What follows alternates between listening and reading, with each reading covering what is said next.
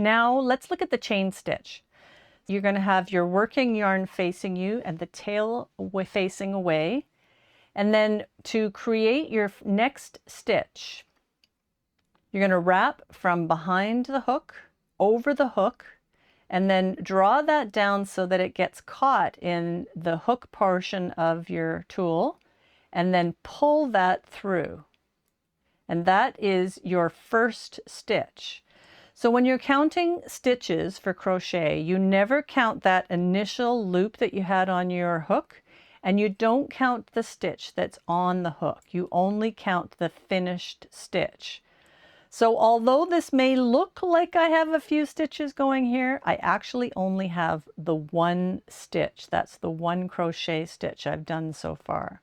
So when you're doing this, you also want to make sure that you have a consistent shape and size to your stitches.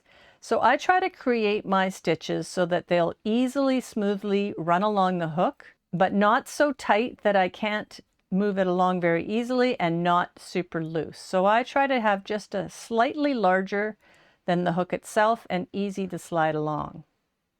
So then for my next stitch, I'm going to wrap the yarn from behind and over the hook, slide it down, and then slide that yarn, that working yarn, is going to go through the loop that's already on my hook to create a new stitch. Now I've got 2 stitches. And you can see that this one is a little bit tighter than that one. So I want to tighten that one up a little bit if I can.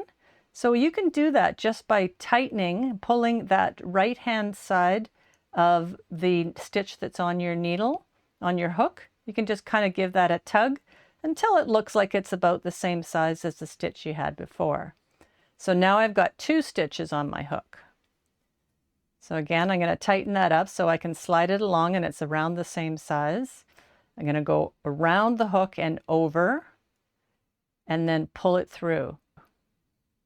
If you're having a hard time pulling it through, that might mean that this one on the needle is a little bit too tight, and you can just give it a tug to make it a little bit looser. Pull it through. And the way that you count your stitches is you see these V's. You see how it's created a bit of a V here? That is how you count the stitch. So let me do a few more here so you can see once you start counting. So let's go up to 10 stitches. So again, I'm going to wrap from behind over the hook, slide it down, and pull it through. So what you'll see in instructions is it'll say yarn over, pull up a loop, and for your basic chain, that's all you're doing. Yarn over, pull up a loop. Yarn over, pull up a loop. Yarn over, pull up a loop.